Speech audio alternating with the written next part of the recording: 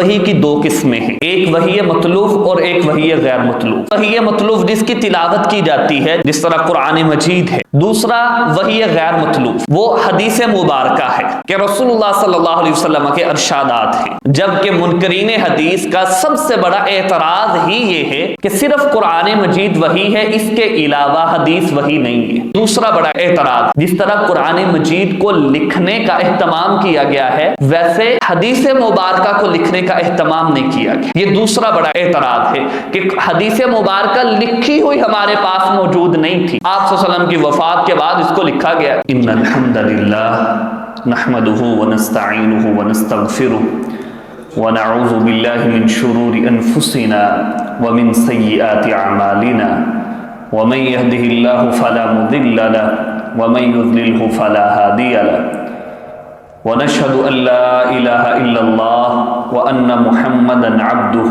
ورسوله اما بعد فاعوذ باللہ من الشیطان الرجیم بسم اللہ الرحمن الرحیم وما آتاکم الرسول فخذوه وما نہاکم عنہ فانتہوا۔ معزز سامعین کرام، کل والے لیکچر میں نے ایک بات آپ کے سامنے رکھنے کی کوشش کی تھی کہ رسول اللہ صلی اللہ علیہ وسلم کی ذات، ان کے فرائض منصبی کیا ہیں؟ تو تین بڑے فرائض اور تین بڑے مقاصد جن کے لیے آپ صلی اللہ علیہ وسلم کو مبعوث کیا گیا، اس کے متعلقہ گفتگو ہوئی تھی۔ سب سے پہلی چیز کہ رسول اللہ صلی اللہ علیہ وسلم کو بھیجنے کا مقصد تبلیغ کتاب کو، قرآن مجید کو آگے پہنچا دینا۔ یا ایھا الرسول بلغ ما انزل الیک، اللہ تعالیٰ قرآن مجید میں ارشاد فرماتے ہیں اے رسول، آپ کے ذمے یہ کام ہے کہ جو بات آپ کو کہی جا رہی ہے، جو کتاب آپ کے سامنے رکھی جا رہی ہے، آپ کے سامنے پیش کی جا رہی ہے، اس کو ایسے ہی آگے آپ پہنچا دیں۔ دوسرا تفسیر کتاب، اس قرآن مجید اس کتاب کی تفسیر کیجیے۔ وَأَنزَلْنَا إِلَيْكَ الذِّكْرَ لِتُبَيِّنَ لِلنَّاسِ مَا نُزِّلَ إِلَيْهِمْ، اللہ تعالیٰ کہتے ہیں کہ ہم نے اس ذکر کو، اس کتاب کو نازل کیا ہے تاکہ آپ لوگوں کو اس کی وضاحت کر دیں، اس کو بیان کر دیں۔ اور تیسرا، رسول اللہ صلی اللہ علیہ وسلم کا فرائض منصبی میں سے تیسرا فرض وہ تشریع ہے کہ شریعت سازی ہے۔ اللہ تعالیٰ قرآن مجید میں کہتے ہیں وَمَا آتَاكُمُ الرَّسُولُ فَخُذُوهُ وَمَا نَهَاكُمْ عَنْهُ فَانْتَهُوا، جو رسول تمہیں دیں اس کو لے لو، اسی پر عمل پیرا ہو جاؤ، اور جس سے منع کر دیں اس کو چھوڑ دو۔ وَمَن يُطِعِ الرَّسُولَ فَقَدْ أَطَاعَ اللَّهَ، اللہ کہتے ہیں جس نے رسول کی، جناب محمد الرسول اللہ صلی اللہ علیہ وسلم کی اطاعت کی، گویا کہ اس نے اللہ تعالیٰ کی اطاعت کی۔ تو یہ پچھلے لیکچر میں خلاصتاً میں نے آپ کے سامنے یہ باتیں رکھی ہیں، اور میں نے کل بیان کیا تھا کہ انشاءاللہ ہم کوشش کریں گے کہ منکرین حدیث کے جو اعتراضات ہیں ان کے جوابات آپ کے سامنے رکھیں۔ تو سب سے پہلی جو بات ہے، ذرا آپ سوال کو بھی سمجھ لیجئے گا تاکہ جواب کو سمجھنے میں آسانی ہو۔ ہمارے ہاں اہل سنہ والجماعہ میں، اور اسی طرح اہل الحدیث، اہل سنہ جتنے بھی یہ گروہ ہیں، ان میں ایک بات کامن ہے کہ وحی کی دو قسمیں ہیں، ایک وحی مطلوب اور ایک وحی غیر مطلوب۔ یہ ہمارے ہاں رائج ہے، ابھی میں ان کی بات نہیں کر رہا۔ ایک ہے وحی مطلوب جس کی تلاوت کی جاتی ہے، جس طرح قرآن مجید ہے کہ ہم کہتے ہیں کہ اس کے پڑھنے کے اوپر ثواب بھی ہے، اللہ تعالیٰ کی کتاب ہے، اس کی تلاوت کرنا فرض ہے۔ دوسرا وحی غیر مطلوب وہ حدیث مبارکہ ہے کہ رسول اللہ صلی اللہ علیہ وسلم کے ارشادات ہیں۔ اب ہمارے ہاں یہ طریقہ رائج ہے کہ وحی کی دو قسمیں ہیں، جبکہ منکرین حدیث کا سب سے بڑا اعتراض ہی یہ ہے کہ صرف قرآن مجید وحی ہے، اس کے علاوہ حدیث وحی نہیں ہے۔ سب سے پہلا اور سب سے بڑا اعتراض کہ قرآن مجید وحی ہے اور حدیث مبارکہ وحی نہیں ہے، اس لیے ہم اس کو حجت تسلیم نہیں کرتے۔ ہم صرف قرآن مجید کو حجت مانتے ہیں، قرآن مجید کو ہی شریعت سازی کا منبع مرکز مانتے ہیں، اس کے علاوہ کوئی اور ماخذ نہیں ہے شریعت اسلامیہ کا۔ صرف قرآن مجید ماخذ ہے کیونکہ یہ وحی الہی ہے، حدیث مبارکہ وحی الہی نہیں ہے، اس لیے ہم اس کو ماخذ نہیں مانتے شریعت اسلامیہ کا۔ یہ اعتراض ہے ان کا۔ اب ان کے جوابات قرآن مجید کی روشنی میں ہم دیکھیں گے کہ قرآن مجید کیا کہتا ہے، کہ صرف قرآن مجید ہی وحی ہے یا اس کے علاوہ بھی کوئی اور چیز وحی ہے۔ سب سے پہلے الزامی جواب ہے، پہلے علمی کی بجائے الزامی جواب ہے کہ ہر چیز کو حجت، جب انسان کوئی اپنا قاعدہ کوئی قانون بناتا ہے تو اس کے پیچھے کوئی نہ کوئی دلیل ہوتی ہے کہ میرے پاس یہ دلیل ہے اور یہ قاعدہ ہے۔ ہم کہتے ہیں جی ایک فقہی قاعدہ ہے کہ اعمال کا دار و مدار نیتوں پر ہے۔ اگر کوئی شخص ہے اس نے نیت نہیں تھی، اس نے جان بوجھ کر کے نہیں بلکہ بھول کر کے کھا پی لیا روزے کی حالت میں، اس کا روزہ نہیں ٹوٹے گا۔ کیوں؟ اعمال کا دار و مدار نیتوں پر ہے، یہ ایک قاعدہ ہے، فقہی قاعدہ ہے۔ اور اس قاعدے کی بنیاد کیا ہے؟ ہمارے پاس دلیل ہے، صحیح بخاری کی روایت ہے، رسول اللہ صلی اللہ علیہ وسلم نے فرمایا انما الاعمال بالنیات، اعمال کا دار و مدار نیتوں پر ہے۔ قاعدہ اس کا ایک پیچھے سے حجت، ایک دلیل ہے۔ اب اس کی کیونکہ وہ صرف قرآن مجید کو حجت مانتے ہیں، ان کے پاس کوئی دلیل نہیں ہے کہ قرآن مجید کے علاوہ اور کوئی چیز دلیل نہیں ہے، اور کوئی چیز وحی نہیں ہے، کوئی دلیل ہی نہیں ہے ان کے پاس، بلکہ قرآن مجید میں اتنے دلائل ہیں جو اس بات کی وضاحت کرتے ہیں کہ قرآن مجید کے علاوہ بھی اللہ کی وحی نازل ہوتی رہی ہے، اور رسول اللہ صلی اللہ علیہ وسلم اور ان سے پہلے رسول جو گزرے ہیں، جو انبیاء گزرے ہیں، انہوں نے بھی اس بات کی تصدیق کی ہے کہ صرف کتابوں کے علاوہ بھی وحی نازل ہوتی رہی ہے، پہلی چیز۔ اور دوسری چیز یہ ہے کہ ہر مرتبہ صرف وحی کا ہونا حجت نہیں ہوتا، کئی معاملات ایسے ہوتے ہیں کہ جن کے اندر انسان کسی کی بات کو، کسی موقع کو دیکھتے ہوئے اس کی بات کو مانتا ہے۔ اس کے اوپر بھی میں انشاءاللہ آتا ہوں کہ قرآن مجید کس طرح یہ دلائل دیتا ہے کہ حدیث مبارکہ وحی ہے۔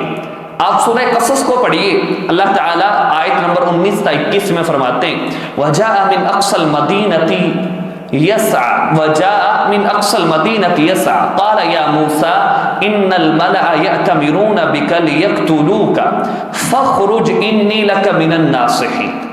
موسیٰ علیہ السلام سے ایک بندہ قتل ہو گیا، قبطی مارا گیا۔ اب ایک شخص آیا، اس نے آ کر کے کہا موسیٰ، انہوں نے جو بڑے سردار ہیں انہوں نے آپ کو قتل کرنے کا ارادہ بنا لیا ہے، میں آپ کا خیر خواہ ہوں، آپ یہاں سے نکل جائیں، یہاں سے چلے جائیں۔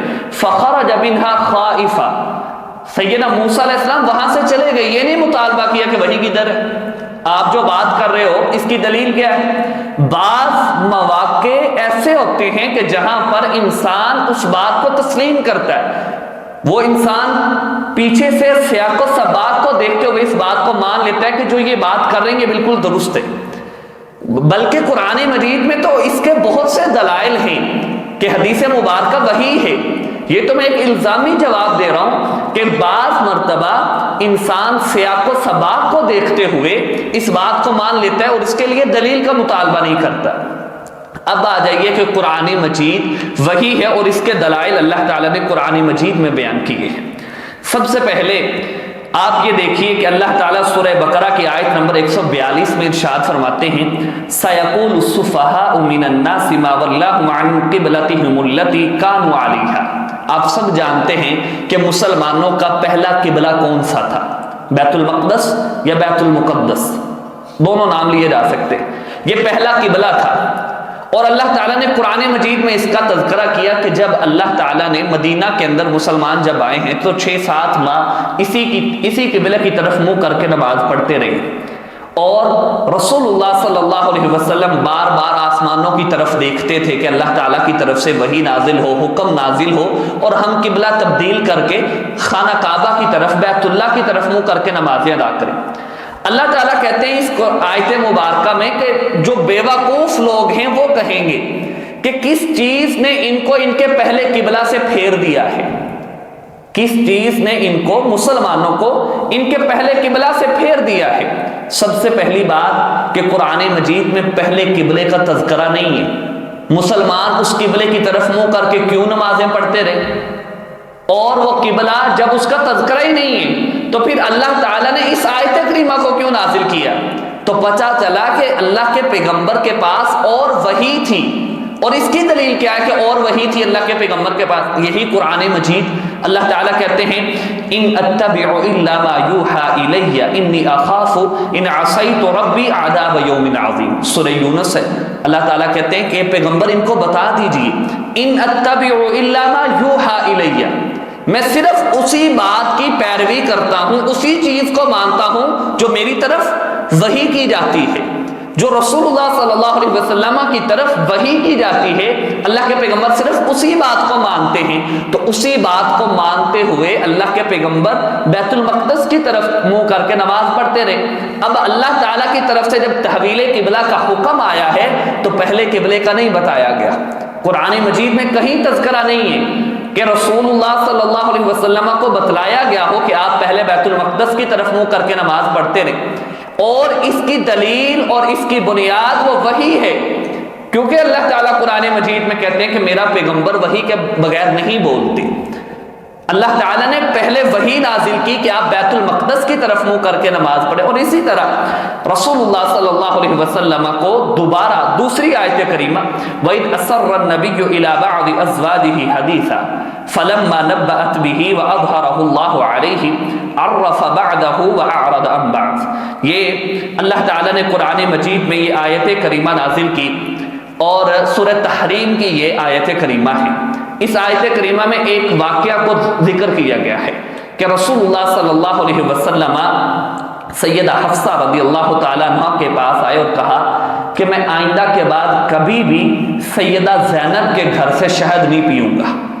یہ بات رسول اللہ صلی اللہ علیہ وسلم نے سیدہ حفصہ کو کی اور پھر سیدہ حفصہ سے کہا کہ یہ بات آگے بیان نہیں کرنی. سیدہ حفصہ رضی اللہ تعالی عنہا نے ان سے تو بات نہیں کی سیدہ زینب سے، سیدہ عائشہ کو جا کر کے بتلایا کہ اللہ کے پیغمبر نے یہ بات کی. اور اس کا تذکرہ اللہ تعالیٰ نے قرآن مجید کی اس آیت کریمہ میں کیا ہے وَإِذْ أَسَرَّ النَّبِيُّ إِلَىٰ بَعْضِ أَزْوَاجِهِ. جب رسول اللہ صلی اللہ علیہ وسلم نے اپنی بعض بیویوں میں سے کسی ایک بیوی کے ساتھ کوئی سرگوشی کی، کوئی بات بتائی، فلما نبأت به وأظهره الله عليه عرف بعده وأعرض عن بعض. جب اللہ نے بتا دیا کہ یہ بات انہوں نے آگے پہنچا دی ہے، سیدہ حفصہ کو کہا گیا تھا کہ آپ نے بات آگے نہیں کرنی، سیدہ حفصہ نے سیدہ عائشہ کو بتا دیا. اللہ تعالیٰ کہتے ہیں فلما نبأت به وأظهره الله. جب انہوں نے آگے بات کر دی تو اللہ نے اس بات کو واضح کر دیا، اس بات کو بتا دیا رسول اللہ صلی اللہ علیہ وسلم کو کہ آپ نے جو بات کہا تھا آگے نہیں کرنی، وہ بات آگے ہو چکی ہے. اب قرآن مجید میں اس کا تذکرہ نہیں ہے. قرآن مجید میں صرف یہ ہے کہ وَأَظْهَرَهُ اللَّهُ، اللہ نے اس کو ظاہر کر دیا.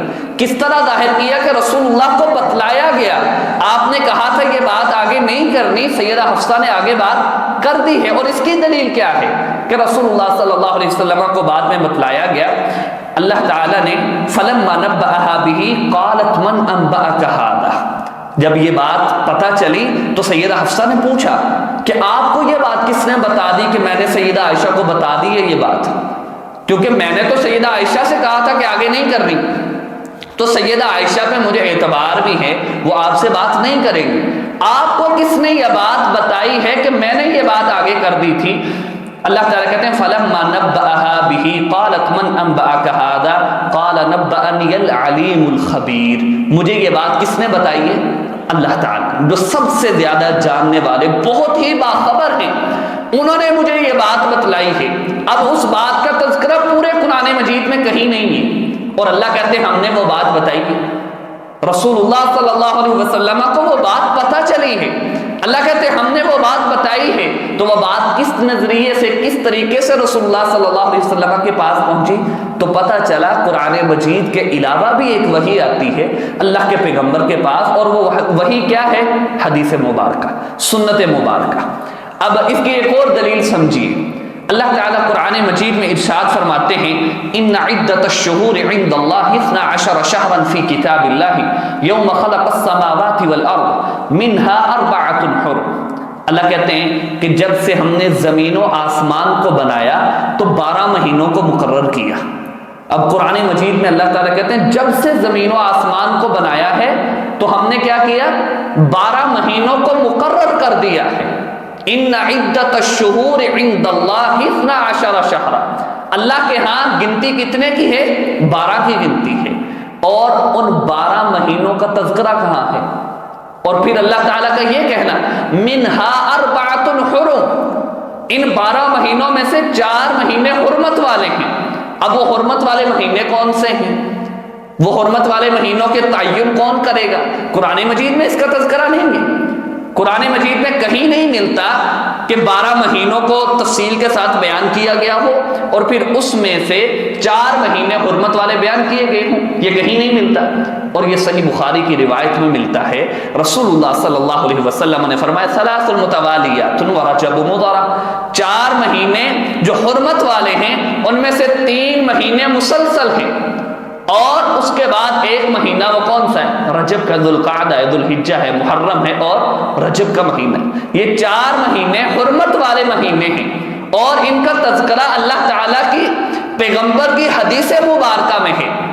اور اگر ہم صرف یہ مانیں کہ قرآن مجید جو ہے صرف اور صرف یہی وحی ہے، اس کے علاوہ کوئی اور وحی نہیں ہے، تو یہ بات کس طرح ہم پہچان سکتے تھے یہ بات کہ یہ 4 مہینے حرمت والے ہیں، ان کے علاوہ جو 8 مہینے وہ حرمت والے نہیں ہیں. اور پھر اس کے متعلقہ جو احادیث مبارکہ ہیں، جو آپ صلی اللہ علیہ وسلم کے فرامین ہیں، ان کے اندر کرنے والے کام ہیں، وہ کس طرح ہم پہچان سکتے تھے؟ اسی طرح اللہ تعالیٰ قرآن مجید میں ارشاد فرماتے ہیں الحج اشہر معلومات، حج کے مہینے کیا ہیں؟ معلوم ہیں. اب وہ حج کے مہینے کون سے ہیں؟ ہمارے ہاں تو یہ مشہور ہے نا کہ ذوالحجہ کے مہینے میں حج ہوتا ہے. حالانکہ حج کی 3 قسمیں ہیں، حج قران ہے، حج مفرد ہے، حج تمتع ہے. رسول اللہ صلی اللہ علیہ وسلم نے بھی حج کیا ہے، اور اللہ کے پیغمبر سے حج کے مہینوں کا پتہ چلا ہے کہ حج کے مہینے کون سے ہیں. اگر انسان حج کرتا ہے وہ ذوالحجہ میں ہوگا، لیکن اگر کوئی شخص حج تمتع یا قران کرتا ہے اس کے لیے ضروری ہے کہ حج کے مہینوں میں وہ پہلے عمرہ کرے اور پھر وہ ذوالحجہ کے اندر جا کر کے حج کرے. یہ اس کے لیے ضروری ہے. اس لیے قرآن مجید کہتا ہے الحج اشہر معلومات، کہ حج کے مہینے وہ کیا ہیں؟ معلوم ہیں. اب اللہ کہہ رہے ہیں کہ وہ معلوم مہینے ہیں. وہ معلوم مہینے کہاں ہیں؟ قرآن مجید میں کسی مہینے کا تذکرہ نہیں ہے. قرآن مجید میں کسی مہینے کا تذکرہ نہیں ہے. شوال، ذوالقعدہ اور ذوالحجہ کے پہلے 10 دن یہ اس مہینے حج کے مہینے ہیں. ان کے اندر اگر کوئی شخص وہ چاہتا ہے حج قران یا حج تمتع کرنا چاہتا ہے تو اس کے لیے ضروری ہے کہ اس نے عمرہ یا شوال میں کیا ہو یا ذوالقعدہ میں کیا ہو یا ذوالحجہ کے پہلے 10 دنوں میں سے شروع والے دنوں میں عمرہ کیا ہو، اور پھر جو ہے وہ حج کے جو ارکان ہیں ان کو ادا کرے گا تو اس کا حج تمتع اور حج قران ہوگا. اس لیے اللہ تعالیٰ نے قرآن مجید میں کہا الحج اشہر معلومات، حج کے مہینے کیا ہیں؟ معلوم ہیں. اب قرآن کہہ رہا ہے کہ وہ معلوم مہینے ہیں اور قرآن مجید میں تذکرہ بھی نہیں ہے، تو وہ مہینے کدھر ہیں؟ وہ مہینے اللہ تعالیٰ نے وحی نازل کی ہے رسول اللہ صلی اللہ علیہ وسلم کے اوپر، اور وہ وحی کیا ہے؟ حدیث مبارکہ ہے. اور وہ وحی سنت مبارکہ ہے، اور وحی وہ اللہ کے پیغمبر کے پاس آتی رہی ہے. وہ فرشتے کی شکل میں فرشتہ صلی اللہ علیہ وسلم کے پاس آتے رہے ہیں، اور اس کا تذکرہ بھی اللہ تعالیٰ نے قرآن مجید میں کیا ہے وَمَا كَانَ لِبَشَرٍ أَن يُكَلِّمَهُ اللَّهُ إِلَّا وَحْيًا أَوْ مِن وَرَاءِ حِجَابٍ أَوْ يُرْسِلَ رَسُولًا فَيُوحِيَ بِإِذْنِهِ مَا يَشَاءُ إِنَّهُ عَلِيٌّ حَكِيمٌ وَكَذَلِكَ أَوْحَيْنَا إِلَيْكَ رُوحًا مِّنْ أَمْرِنَا. اللہ کہتے ہیں کسی بندے کے لیے یہ لائق نہیں ہے کہ وہ اپنی طرف سے شریعت سازی کرے جب تک کہ اللہ تعالیٰ کی طرف سے وحی نہ آ جائے. اور یہاں جو وحی کے طریقے ہیں ان میں سے ایک طریقہ قرآن مجید ہے. اس کے علاوہ رسول اللہ صلی اللہ علیہ وسلم کے اوپر وحی نازل ہوتی رہی. وما ينطق عن الهوى ان هو الا وحی یوحى.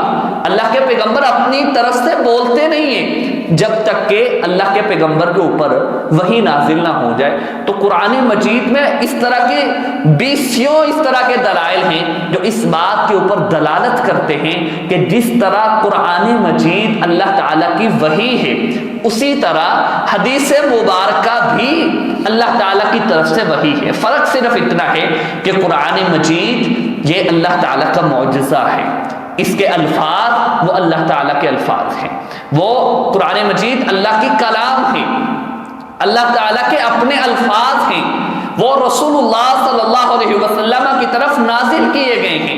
آپ صلی اللہ علیہ وسلم کا آگے پڑھنا اور پڑھانا، لوگوں کا آگے پڑھنا، لوگوں کے الفاظ مخلوق ہیں، ورنہ یہ اللہ تعالیٰ کے کلام ہے، اللہ تعالیٰ کے الفاظ ہیں، اور یہ من و عن اسی طرح ہیں، الفاظ بھی اللہ کی طرف سے، اس کے جو تراجم ہیں وہ بھی اللہ تعالیٰ کی طرف سے، اس کا جو مطلب اور اس کا مفہوم ہے وہ بھی اللہ تعالیٰ کی طرف سے ہے، جبکہ حدیث مبارکہ یہ روایت بالمعنی ہے، اس کے روایت بالمعنی بیان کیے گئے، اس کے الفاظ ہو بہو ویسے نہیں ہیں جیسے کہ وہی نازل کی گئی ہے، صرف اتنا سا فرق ہے۔ باقی قرآن مجید بھی اسی طرح، قرآن مجید بھی وہی ہے اور حدیث مبارکہ بھی اللہ تعالیٰ کی طرف سے وہی ہے۔ تو قرآن مجید خود اس بات کو بیان کرتا ہے کہ حدیث مبارکہ کا ہونا ضروری ہے، اور حدیث مبارکہ وہی ہے جس کا تذکرہ اللہ تعالیٰ نے قرآن مجید میں بیان کیا ہے۔ اور اسی طرح ان کا دوسرا بڑا جو اعتراض ہے وہ یہ ہے کہ یہ کہتے ہیں کہ قرآن مجید کو جس طرح مرتب کیا گیا ہے، جس طرح لکھا گیا ہے، یہ بات آپ جانتے ہیں کہ جیسے جیسے وحی نازل ہوتی تھی تو صحابہ کرام قرآن مجید کو لکھتے تھے، بعض نے پتوں کے اوپر اس کو لکھا ہے، بعض نے کسی طرح اس کو محفوظ کرتے رہے ہیں، رسول اللہ صلی اللہ علیہ وسلم اس کو یاد کرتے رہے ہیں۔ اِنَّ عَلَيْنَا جَمْعَهُ وَقُرْآنَ، قرآن مجید میں اللہ تعالیٰ نے اس کو بیان کیا کہ ہمارے ذمہ ہے اس کو جمع کرنا، اس کو آگے پڑھانا۔ آپ صلی اللہ علیہ وسلم جب قرآن مجید کی وحی نازل ہوتی تو فوراً سے پڑھنے کی کوشش کرتے، اس کو یاد کرنے کی کوشش کرتے، تو رسول اللہ صلی اللہ علیہ وسلم کو کہا گیا کہ آپ اطمینان سے سنیے، اس کو جمع کرنا، اس کو آگے پہنچانا وہ ہماری ذمہ داری ہے۔ تو وہ قرآن مجید کو اس طرح اللہ تعالیٰ نے آگے منتقل کیا ہے۔ وہ کہتے ہیں کہ اس طرح حدیث مبارکہ ان کو لکھا نہیں گیا تھا، جس طرح قرآن مجید کو لکھنے کا اہتمام کیا گیا ہے ویسے حدیث مبارکہ کو لکھنے کا اہتمام نہیں کیا گیا۔ یہ دوسرا بڑا اعتراض ہے کہ حدیث مبارکہ لکھی ہوئی ہمارے پاس موجود نہیں تھی، آپ صلی اللہ علیہ وسلم کی وفات کے بعد اس کو لکھا گیا، اور پھر اس کے اندر بعض ضعیف روایات ہیں، بعض صحیح روایات ہیں، وہ بھی اپنی طرف سے بیان کی گئی، قرآن مجید کی طرح اس کو لکھا نہیں گیا۔ یہ دوسرا بڑا اعتراض ہے۔ پہلا اعتراض ان کا یہ تھا کہ حدیث مبارکہ وحی نہیں ہے، اور اس کے جواب میں نے سب سے پہلے آپ کے سامنے رکھا کہ ان کے پاس کوئی قرآن مجید سے دلیل ہونی چاہیے کہ صرف قرآن مجید وحی ہے، اس کے علاوہ کوئی اور چیز وحی نہیں ہے، حدیث مبارکہ وحی نہیں ہے۔ اور دوسرا، قرآن مجید میں یہ جو آیات ہیں ان کا جواب ہونا چاہیے کہ جس طرح اللہ کہتے ہیں الحج اشہر معلومات، حج کے مہینے معلوم ہیں، وہ معلوم کدھر ہے؟ قرآن مجید میں نہیں ہے۔ منہا اربعۃ حرم، 12 مہینوں میں سے 4 مہینے حرمت والے ہیں، ان کا تذکرہ قرآن مجید میں نہیں ہے۔ اور پھر اللہ تعالیٰ کہتے ہیں کہ ہم نے آپ صلی اللہ علیہ وسلم کو ان کی اور ان کی بیوی کے درمیان جو گفتگو تھی اس کی خبر دی ہے، وہ خبر کدھر ہے؟ وہ خبر وحی کے ذریعے انبأنی، اللہ تعالیٰ نے جس طرح قرآن مجید میں انہوں نے سوال کیا قالت من انبأک ھذا قال نبأنی العلیم الخبیر، مجھے اس بات کی خبر بہت زیادہ علم والے اور بہت ہی باخبر اللہ تعالیٰ نے دی ہے۔ تو یہ تذکرہ، یہ بیان، اس طرح کے دلائل وہ بیان کرتے ہیں کہ حدیث مبارکہ وحی ہے۔ دوسرا اعتراض وہ یہ ہے کہ قرآن مجید کی جس طرح کتابت ہوئی ہے اس طرح حدیث مبارکہ کی کتابت نہیں ہوئی۔ تو اس کے بارے میں آپ یہ بات ذہن میں رکھیے کہ سیدنا موسیٰ علیہ السلام، سب سے پہلے آپ اس کو الزامی کے طور پر لیجئے، سیدنا موسیٰ علیہ السلام جب فرعون کے پاس گئے تو نہ تورات ملی تھی، نہ ہی ان کے پاس کوئی لکھی ہوئی چیز تھی۔ سیدنا موسیٰ علیہ السلام کا تذکرہ اللہ تعالیٰ نے قرآن مجید میں سورہ قصص آیت نمبر 43، اس کو آپ پڑھیے۔ اللہ تعالیٰ کہتے ہیں وَلَقَدْ آتَيْنَا مُوسَى الْكِتَابَ مِن بَعْدِ مَا أَهْلَكْنَا الْقُرُونَ الْأُولَى بَصَائِرَ لِلنَّاسِ وَهُدًى وَرَحْمَةً لَعَلَّهُمْ يَتَذَكَّرُونَ، کہ ہم نے ہلاک کرنے کے بعد پہلے لوگوں کو ہلاک کرنے کے بعد موسیٰ علیہ السلام کے پاس کیا آئی ہے؟ تورات آئی ہے۔ یعنی کہ جب موسیٰ علیہ السلام فرعون کے پاس گئے ہیں تو ان کے پاس کوئی چیز نہیں تھی لکھی ہوئی کوئی چیز نہیں تھی، صرف اللہ تعالیٰ کی طرف سے ڈائریکٹ رابطہ۔ وَكَلَّمَ اللَّهُ مُوسَىٰ تَكْلِيمًا، اللہ تعالیٰ کا موسیٰ علیہ السلام سے کلام کرنا، ان کو نبی بنانا اور اسی کی دعوت لے کر کے موسیٰ علیہ السلام کا فرعون کے پاس جانا تھا۔ لکھی ہوئی چیز کوئی نہیں تھی، اور اسی کی بنیاد کے اوپر کہ جو نبی ہے، جو اللہ کے رسول ہیں، جن کے پاس آیات ہیں، نشانیاں ہیں، معجزات ہیں، آپ نے ان کا انکار کیا ہے۔ وہ اس وحی کا انکار کیا ہے جو کہ لکھی ہوئی نہیں ہے، اس وحی کا انکار کیا ہے، اور اسی کی وجہ سے فرعون کو غرق کیا گیا، اسی کی وجہ سے بنی اسرائیل کو مار پڑی۔ وہ لوگ جو سیدنا موسیٰ علیہ السلام کے ساتھ تھے صرف وہی بچے ہیں، اس کے علاوہ کوئی نہیں بچا۔ کس کی بنیاد کے اوپر؟ سیدنا موسیٰ علیہ السلام کچھ لکھ کے نہیں لے کے گئے، کوئی ایسا نہیں ہے کہ جو اللہ کی طرف سے پمفلٹ ملا ہے یا تورات آ چکی ہے اور وہ ساتھ لے کر کے گئے، ایسا نہیں ہے۔ موسیٰ علیہ السلام نے اللہ سے جو ہم کلام ہوئے ہیں وہی باتیں جا کر کے ان کے سامنے رکھی ہیں، اور انہی کی وجہ سے اللہ تعالیٰ نے ان فرعون کو، انہی کے انکار کی وجہ سے اللہ تعالیٰ نے فرعون کو غرق کیا ہے۔ پہلی چیز وہ یہ ہے کہ کتابت اگر نہیں بھی ہے، اگر لکھا ہوا نہیں بھی موجود، آپ کو پتا ہے کہ اس کے علاوہ قرآن مجید کے علاوہ کوئی اور وحی ہے، آپ کو اس کو اوپر ماننا، یقین رکھنا ضروری ہے۔ دوسری بات، اور اس کے اندر علمی جواب ہے کہ قرآن مجید کے ساتھ ساتھ وحی کو بھی لکھا جاتا تھا، حدیث والی وحی کو۔ جس طرح قرآن مجید کی کتابت ہے ویسے ہی حدیث کی کتابت ہے۔ آپ کتابت اور تدوین میں فرق سمجھیے۔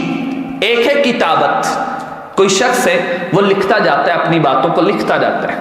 ایک ہے تدوین یہ ہے کہ اس کی ترتیب دیتا ہے، شروع کے اندر کتاب الطہارہ آئے گی، اس کے بعد کتاب الصلاۃ آئے گی، اس طرح وہ ترتیب دے کر کے چیزوں کو لکھتے ہیں اور ایک باقاعدہ کتابی شکل دیتے ہیں، اس کو تدوین کہتے ہیں۔ جو آپ صلی اللہ علیہ وسلم کے زمانے میں تھا وہ کتابت تھی۔ رسول اللہ صلی اللہ علیہ وسلم کے زمانے میں حدیث کو لکھا جاتا تھا جس طرح قرآن مجید کو لکھا جاتا تھا۔ آپ اس کی بنیاد کو ذرا سمجھیے۔ جب غزوہ بدر ہوا ہے، اللہ تعالیٰ نے مسلمانوں کو فتح دی، 70 قیدی بنائے گئے اور 70 کو شہید کیا گیا۔ جو قیدی تھے تو اللہ کے پیغمبر نے ان سے فدیے کے طور پر کیا لیا ہے؟ انہیں کہا کہ ہمارے جو صحابہ اکرام ہیں، جو مسلمان ہیں، ان کو آپ پڑھا لکھا دیجئے، ان کو آپ پڑھا لکھا دیجئے، ہم آپ کو چھوڑ دیں۔ حالانکہ قرآن مجید کی تعلیم کون دے رہے تھے؟ جناب محمد رسول اللہ صلی اللہ علیہ وسلم۔ شریعت سازی اور دین کی باتیں کون بتا رہے تھے؟ اللہ کے پیغمبر۔ تو اپنے صحابہ کو کیا پڑھوایا اللہ کے پیغمبر نے؟ لکھنا پڑھنا سیکھا ہے کہ اس کو لکھ سکیں، میری باتوں کو لکھ سکیں، ان کو اپنے پاس کتابی شکل میں محفوظ کر سکیں۔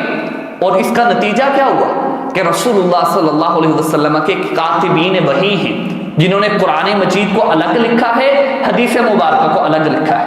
قرآن مجید کی الگ کتابت ہے، حدیث کی الگ کتابت ہے، اور میں اس کے دلائل بھی آپ کے سامنے رکھتا ہوں۔ سیدنا ابو جحیفہ رضی اللہ تعالی عنہ وہ کہتے ہیں، صحیح بخاری کی یہ روایت ہے، وہ سیدنا علی رضی اللہ تعالی عنہ کے پاس گئے اور جا کر کے سوال کیا، هل عندکم کتاب، کیا آپ کے پاس کوئی کتاب ہے؟ اب سوال سنیے، انہوں نے یہ نہیں کہا قرآن مجید، حدیث مبارکہ، کوئی ایک سمپل سوال کیا ہے، هل عندکم کتاب، کیا آپ کے پاس کوئی کتاب ہے؟ قال لا، کہنے لگے نہیں، الا کتاب اللہ، سوائے اس کے کہ میرے پاس کتاب اللہ ہے، او فہم اعطیہ رجل مسلم، یا پھر وہ فہم، وہ سوچ، وہ اجتہاد جو مسلمان کے پاس ہوتا ہے، جو مسلمان کو دیا جاتا ہے، او ما فی هذه الصحیفہ، یا یہ جو میرے پاس کچھ صحیفے میں موجود ہے۔ ایک کتاب اللہ کہا انہوں نے، دوسرا فہم، اجتہاد کے کتاب اللہ سے چیزیں جو انسان کو ملتی ہیں وہ کچھ نہ کچھ میرے پاس علم ہے اس کے متعلق، اور تیسرا یہ میرے پاس ایک صحیفہ ہے، او ما فی هذه الصحیفہ، قال قلت، وہ کہنے لگے میں نے کہا، وما فی هذه الصحیفہ، اس صحیفہ میں کیا ہے؟ جو آپ نے کہا کہ میرے پاس ایک کتاب اللہ ہے، پتہ چلا قرآن مجید اس وقت بھی لکھا جاتا تھا۔ دوسرا کیا ہے، او فہم اعطیہ رجل مسلم، یا پھر فہم ہے جو قرآن سے سمجھا ہوا ہے، مسلمان کو دیا گیا ہے۔ اور تیسرا وہ یہ صحیفہ ہے۔ میں نے کہا اس صحیفے میں کیا ہے، قال العقل وفکاک العصیر ولا یقتل مسلم بکافر، تین باتیں کی انہوں نے کہا پہلی چیز کہ میرے پاس اس کے اندر جو ہے وہ دیت کے احکام ہیں، قیدیوں کو چھڑانا، اور مسلمان کو کافر کے بدلے میں قتل نہیں کیا جائے گا، یہ تین چیزیں ہیں۔ اس سے ایک اور آپ بات کو سمجھ لیجئے، ہمارے ہاں اکثر یہ مسئلہ ہوتا ہے کہ سیدنا علی رضی اللہ تعالی عنہ کو پہلا خلیفہ ہونا چاہیے تھا۔ اہل سنہ والجماعہ میں یہ شیعہ کے ہاں یہ اعتراض اکثر ہوتا ہے کہ سیدنا علی کو پہلا خلیفہ ہونا تھا، اور ان کے پاس ایک صحیفہ تھا جس کے اندر یہ بات آپ صلی اللہ علیہ وسلم نے لکھوائی تھی کہ آپ پہلے خلیفہ ہیں، اس کے بعد دوسرے خلیفہ آئیں گے۔ تو ان کے پاس ایک صحیفہ تھا، اور اس صحیفے کا تذکرہ صحیح بخاری میں ہے۔ حالانکہ صحیح بخاری میں اس صحیفے میں جو چیزیں موجود تھیں ان کا بھی تذکرہ ہے، اور وہ یہی روایت ہے کہ سیدنا علی رضی اللہ تعالیٰ عنہ کہتے ہیں کہ میرے پاس جو صحیفہ ہے اس کے اندر تین چیزیں ہیں، العقل وفکاک العصیر اور ولا یقتل مسلم بکافر۔ ایک وہ دیت کے احکام ہیں، قیدیوں کو چھڑانا ہے، مسلمان کو کافر کے بدلے میں قتل نہیں کیا جائے گا۔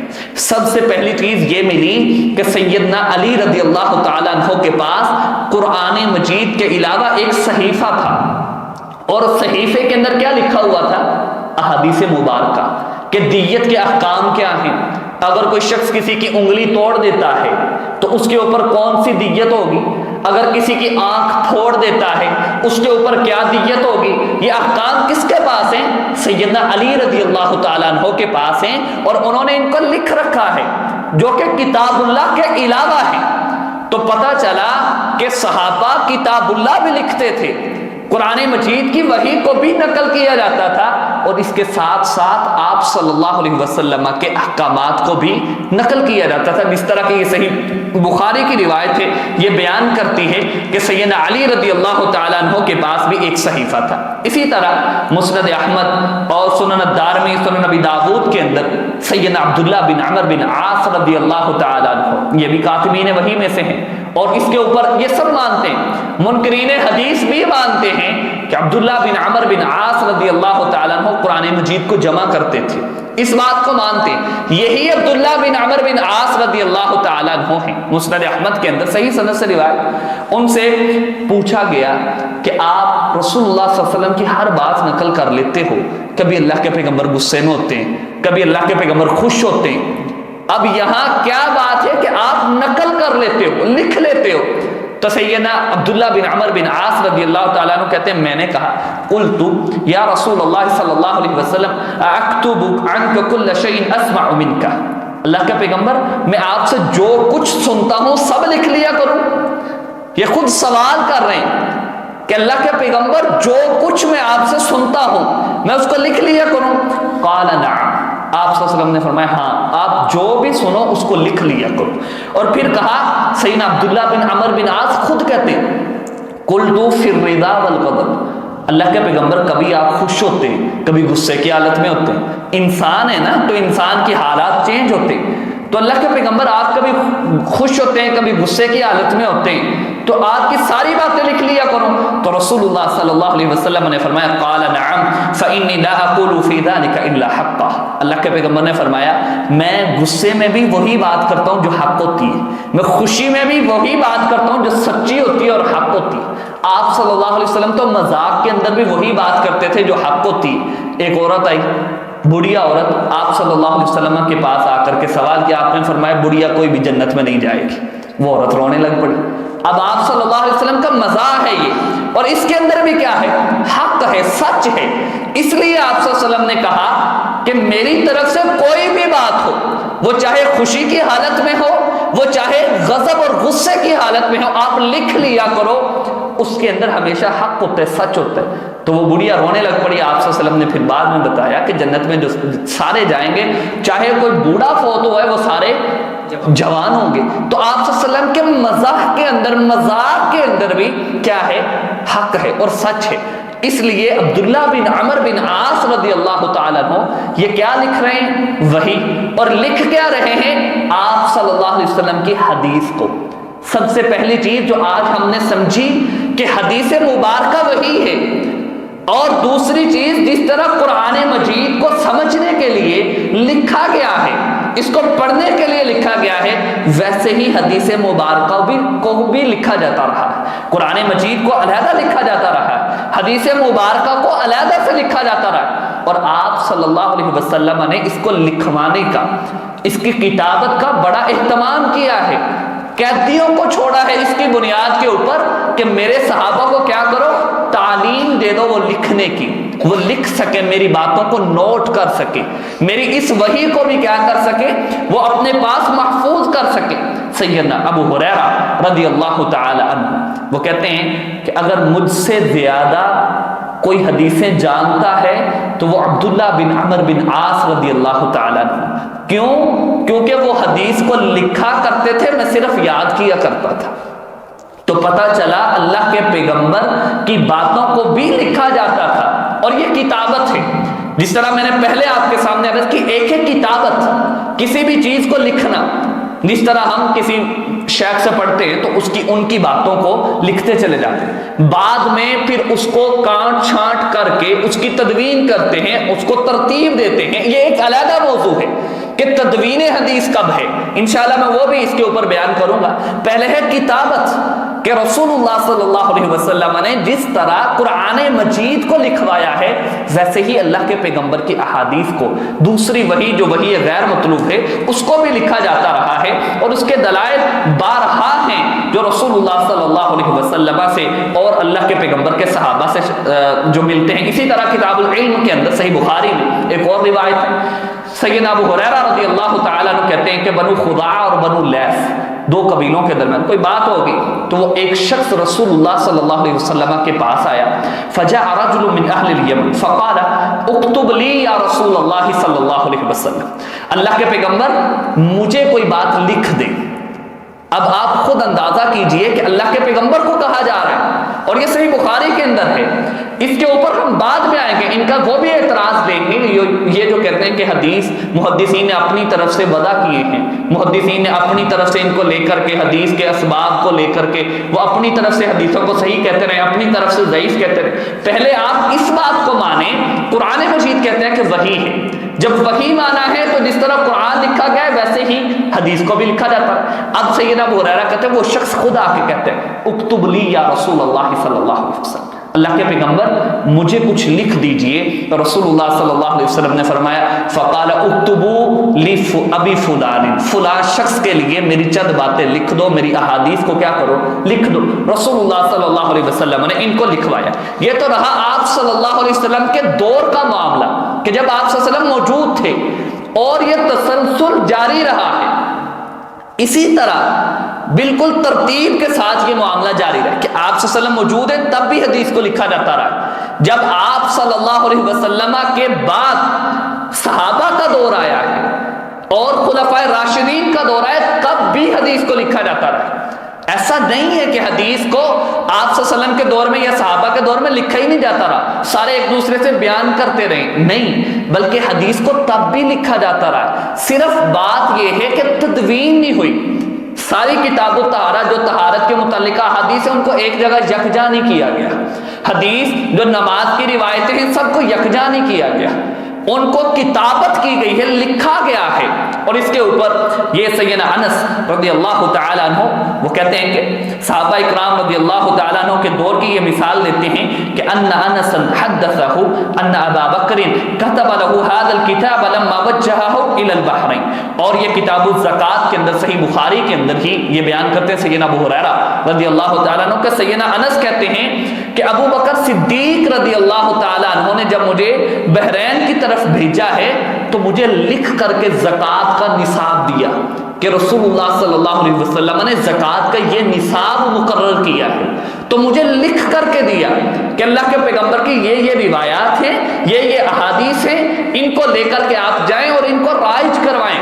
وہاں پر جو زکوٰۃ لینے اور دینے کا معاملہ ہے آپ اس کو لے کر کے جائیں اور اس کو جا کر کے چلائیں۔ تو پہلا اعتراض وہ یہ تھا کہ قرآن مجید کی طرح حدیث وحی نہیں ہے، تو میں نے اس کے اوپر کوشش کی کہ آپ کے سامنے قرآن مجید سے چند باتیں رکھ سکوں، ورنہ بیسیوں دلائل ہیں اس طرح کے کہ جو اس بات کے اوپر دلالت کرتے ہیں کہ رسول اللہ صلی اللہ علیہ وسلم کے پاس قرآن مجید کے علاوہ بھی وحی نازل ہوتی تھی، اور وہ وحی حدیث مبارکہ کی شکل میں ہے۔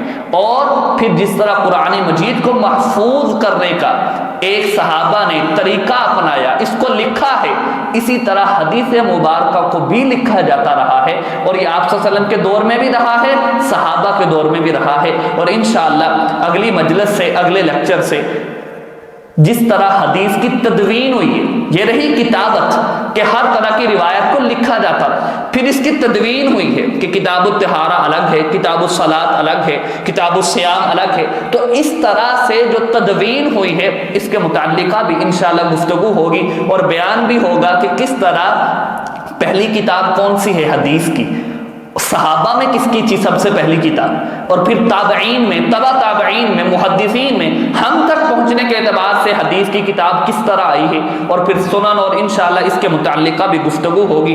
بہرحال آج دو اعتراضات جو ان کے میجر اعتراضات ہیں، ایک کہ حدیث وحی نہیں ہے، قرآن مجید صرف وحی ہے، اس کے دلائل میں نے کوشش کی کہ آپ کے سامنے رکھ سکوں، اور دوسرا یہ کہ جس طرح قرآن مجید کو لکھا جاتا رہا ہے ویسے ہی حدیث مبارکہ کو بھی لکھا جاتا رہا ہے۔ اللہ تعالیٰ سے دعا ہے کہ اللہ تعالیٰ ہمیں قرآن مجید اور احادیث مبارکہ پر عمل کرنے کی توفیق عطا فرمائے۔ وآخر دعوانا الحمد للہ رب العالمین۔